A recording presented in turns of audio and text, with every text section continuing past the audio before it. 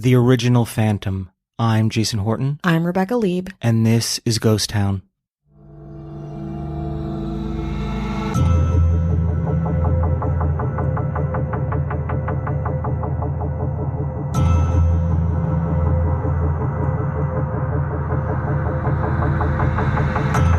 With over 400 performances of opera, dance, and music each year, Charles Garnier's Paris Opera, known as the Palais Garnier, is arguably one of the busiest cultural institutions in France, maybe even in Europe, and one of the most high-profile opera houses in the world.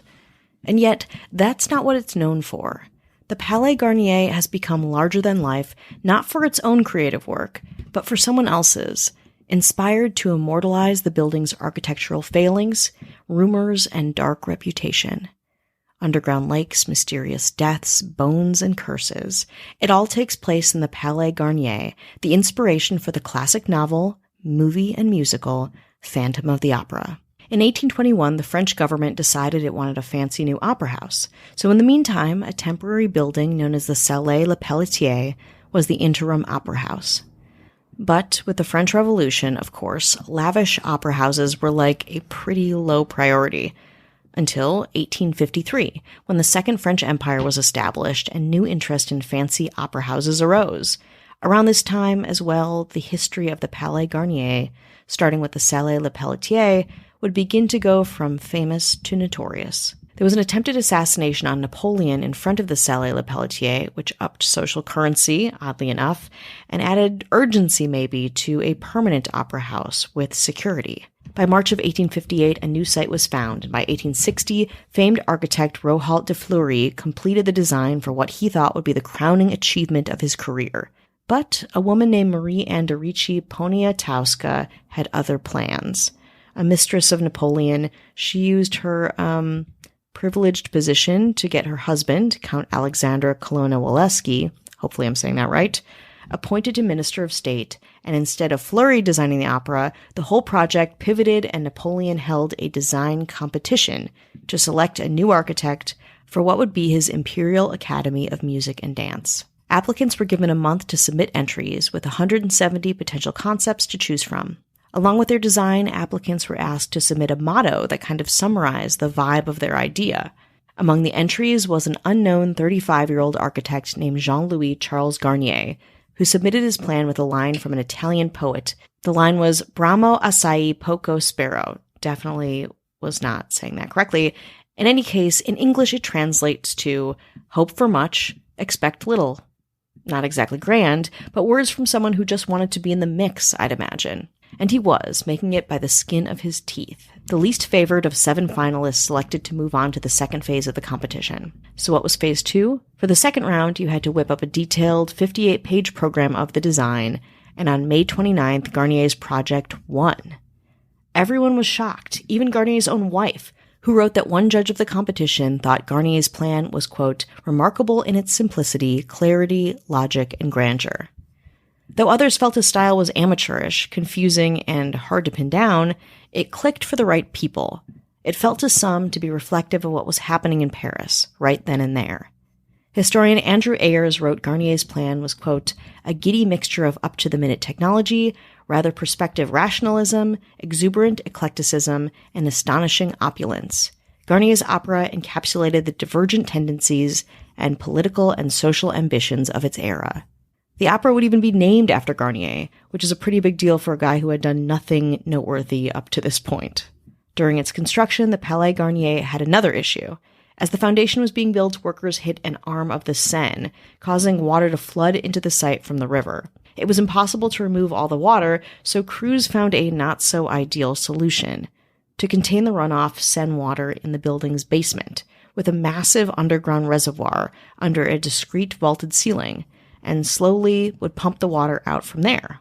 In fact, Seine water is still being pumped out of the Palais Garnier today. They just kind of let it be a giant lake at the bottom of an opera house, pumping the water out when it got too crazy, too flooded. This strange building snag caught the attention of Gaston Leroux. Great French name, right? Leroux was kind of a loser. At one point, he hoped to be a lawyer, but he spent his inheritance gambling and, now bankrupt, weaseled his way into a low-end reporting job at a local paper, L'Echo de Paris, writing about both theater and crime. Kind of my ideal job.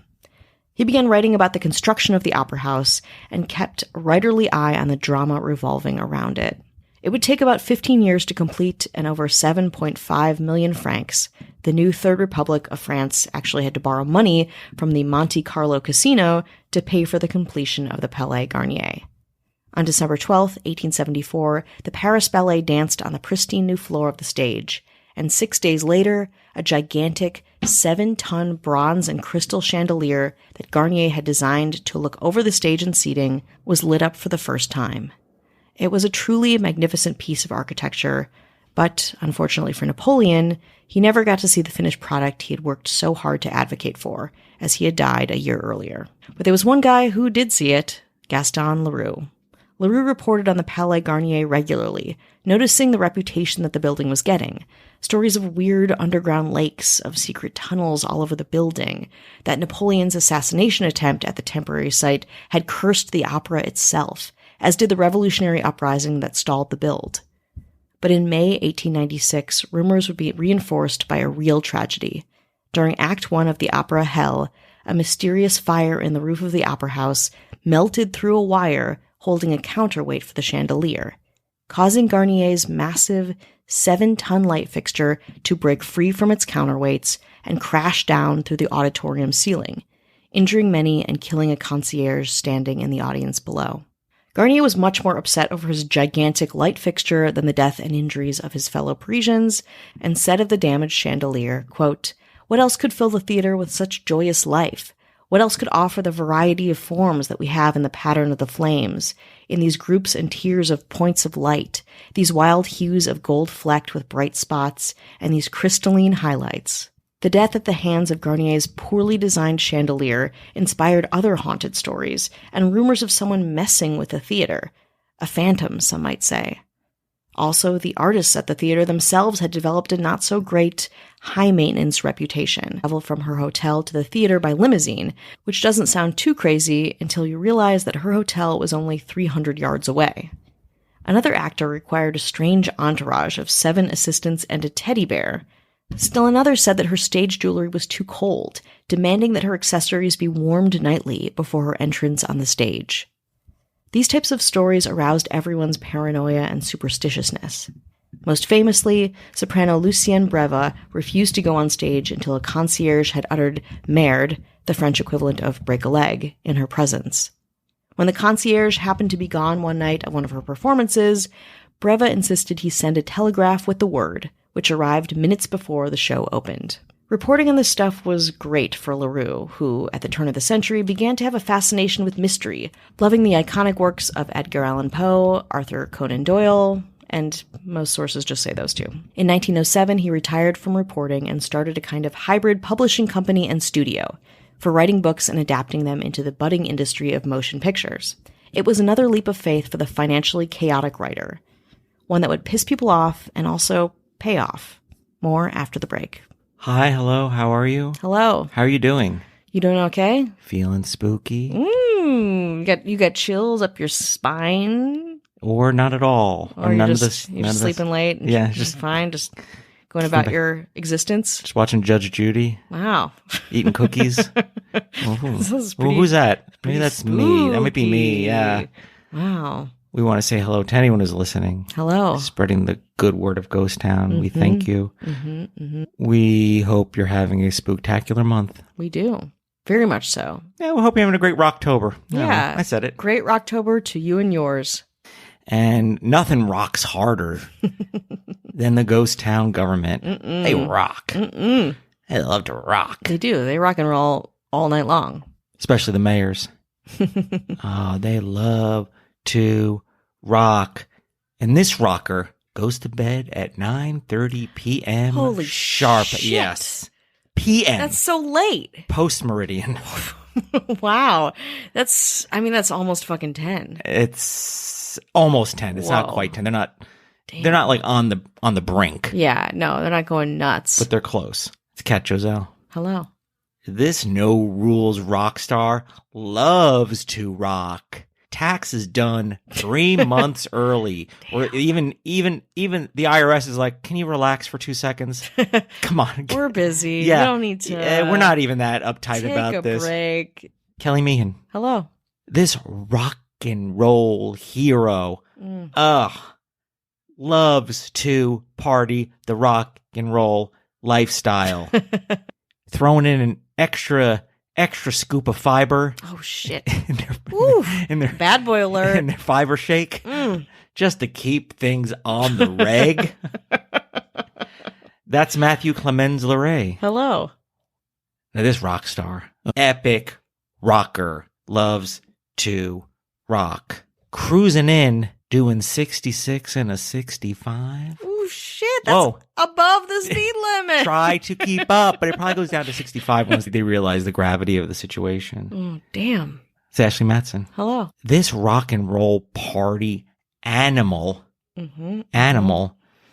just gets on the phone and reports that there's too much noise next door. Wow. And it's just the sound of somebody watching HBO's Westworld a little too loud. Wow. There's nothing more rock and roll than a noise ordinance. That'd be Emma Hopkins. Hello.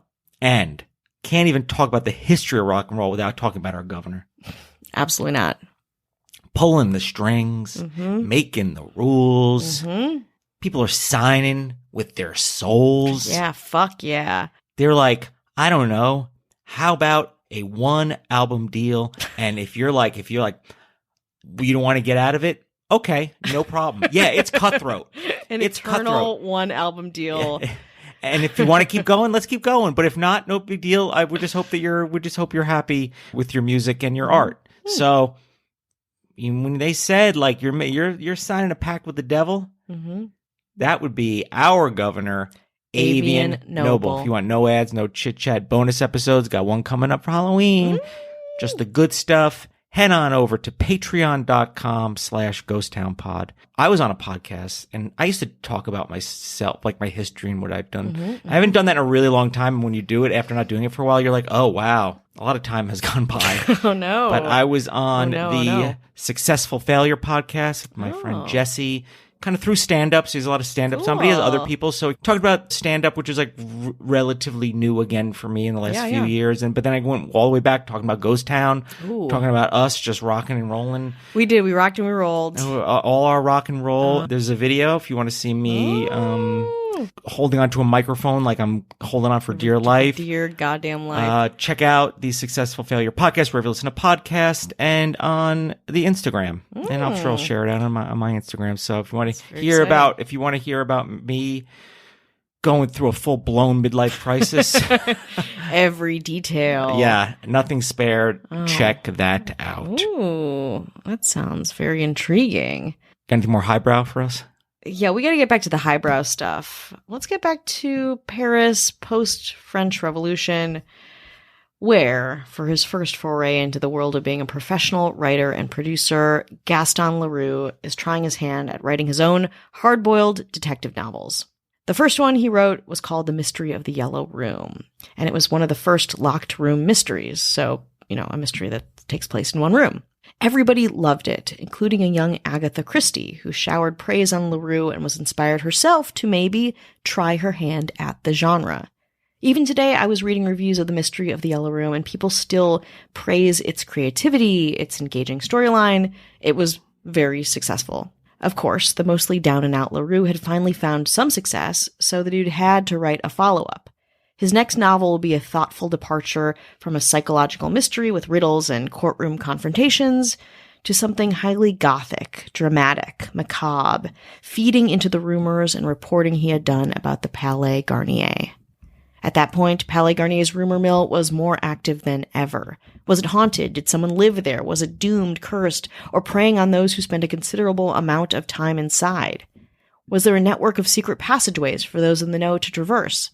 4 years after The Mystery of the Yellow Room, Leroux took these ideas and ran with them, writing Le Fantôme de l'Opéra, a serialized story published in newspapers and then as a book in 1910, The Phantom of the Opera. Now that you may know a bit more about the Palais Garnier, you probably realize that Leroux was kind of ripping off, or inspired, however you want to frame it, directly from the building. The setting of the Phantom of the Opera is the actual Palais Garnier. There's a lake underneath in the book where a mysterious figure lives. A chandelier literally falls onto the audience. The Phantom himself was inspired by a pianist Leroux researched, a man who was disfigured after the 1873 fire at the Palais Garnier's precursor, again the Salé Le Pelletier, and also from an assistant to Garnier who mysteriously disappeared during the Palais Garnier's construction. He was also inspired by the tale of Romantic composer Carl Maria von Weber, who, while staging his opera Der Freischütz, the Free Shooter, in 1841 at the good old La Salle de Pelletier, he used a real human skeleton as a prop. According to the source F de l'Opera, here's the story behind the skeleton. Quote, there was a young man who willed his bones to the old opera house, La Salle de Pelletier. This young man, Beau Maison, was a member of the Corps de Palais, and he fell in love with a ballerina, Nanine Dorival, who was also in the opera's ballet. Incidentally, like Megan the Phantom, Dorival's mother was also a boxkeeper. However, Dorival had another suitor, Mr. Mauzerier, lots of French names, sorry if I'm pronouncing them incorrectly, a sergeant major in the French army, who decided to teach Beau Maison a lesson. One night, when Beau Maison came to confront him, Mauzerier had 3 of his officers tie Beau Maison up and leave him in the peristyle of the opera, where he spent the night. Due to exposure to the elements, Beau Maison developed a bad fever and died, but not before making a single request. Beau Maison bequeathed his body to the opera's doctor, in hopes that his skeleton would be kept at the opera near to his beloved, even in death. And also at this point, a lot of these places had doctors because a lot of things happened. Women gave birth to babies, people had heart attacks, there was a lot going on, it was very exciting, so that was not unusual. According to the legend, though, Beau Maison's skeleton was indeed kept at the opera, where it eventually was used on stage as a prop in the second act of Le Freischütz, the Free Shooter. Though this skeleton given to the opera house story was debunked, though it was a real skeleton, I don't know, but it wouldn't surprise me, it does seem to parallel the love triangle between the Phantom, Raoul, and Christine. Quote, Leroux took all of these stories and he created one of the most important stories of the 20th century, said Isabelle Rachel Costa, author of the work of Obscure Clarity and The Phantom of the Opera by Gaston Leroux. And the world agreed. Leroux had published a total of 6 books before writing The Phantom, but almost immediately, the work eclipsed them all. A tragic, gothic love story with poetry, ghosts, and art, all perfectly set in a beautiful, mysterious, unforgiving theater. Leroux's novel was made into 2 silent films, much to his delight. His own film studio had never quite gotten off the ground, and he was excited by the emerging genre of entertainment. The first silent film, released in 1916, was a German adaptation called Das Gespenst im Opernhaus. Unfortunately, you can't watch it. The film was lost along with almost 75% of other movies of the silent era. The next was in 1925 by Universal Studios, with Lon Chaney as the Phantom. Sadly, Leroux was not able to see the Universal adaptation. He died in 1927. But the most famous adaptation of the novel is probably the one that you know, Andrew Lloyd Webber's 1986 musical, The Phantom of the Opera. This deeply romantic, over-dramatic version of Leroux's text was faithful to the book but bigger, using real-life accounts of the falling of the chandelier and reporting on the opera's long history. Andrew Lloyd Webber's Phantom of the Opera would run on Broadway for 35 years, becoming the longest-running musical before closing in 2023, this year. But don't worry, it still plays in London as the second longest-running West End musical behind Les Miserables. Today, according to a New York Times article about the Palais Garnier, many are pretty unsure where the opera house's history ends and Leroux's story, The Phantom of the Opera, begins. Pierre Vidal, curator of the Palais Garnier's museum and library, gets asked all the time if the story of the Phantom of the Opera is true. Quote, we don't like to break the illusion, he says, but no one has seen a ghost in the opera house. Although we do blame the Phantom as a joke if something inexplicable happens. That being said, there's no denying the innate creepiness of what happened there. I mean, there's still an underground lake beneath the opera house today, one that is regularly used for training French firefighters to swim in the dark. In the lake, reservoir more specifically, there are these large, smoky white catfish that I read about that swim by the open grates, kept alive by Palais Garnier's staff. Ghosts or phantoms, maybe not in the traditional sense, but the fish are something. All of it adding to the dark pedigree of arguably the world's strangest and definitely most notorious opera house.